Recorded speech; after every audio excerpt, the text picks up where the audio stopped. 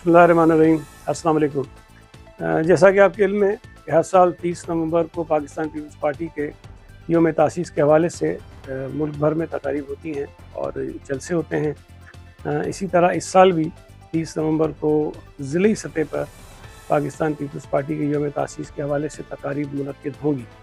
कराची में इस हवाले से एक तकरीब होगी जो पहले निश्तर आफाक में रखी गई थी, लेकिन अब ये कोरंगी रोड पर काला पुल के करीब रेलवे ग्राउंड में रखा गया प्रोग्राम। आप तमाम दोस्तों से गुजारिश है कि 30 नवंबर बरोज़ हफ्ता 3 बजे सपहर रेलवे ग्राउंड नज़द काला पुल मेन कोरंगी रोड पर पाकिस्तान पीपल्स पार्टी कराची के तहत होने वाले इस जलसे में शिरकत करें, जिससे चेयरमैन बिलाल भुट्टो ज़रदारी साहब वीडियो लिंक के ज़रिए जो मुल्क भर में तकारीब हो रही है उनसे खिताब करेंगे और उसी तरह जो कराची का इज्तिमा होगा उससे भी वो खिताब करेंगे।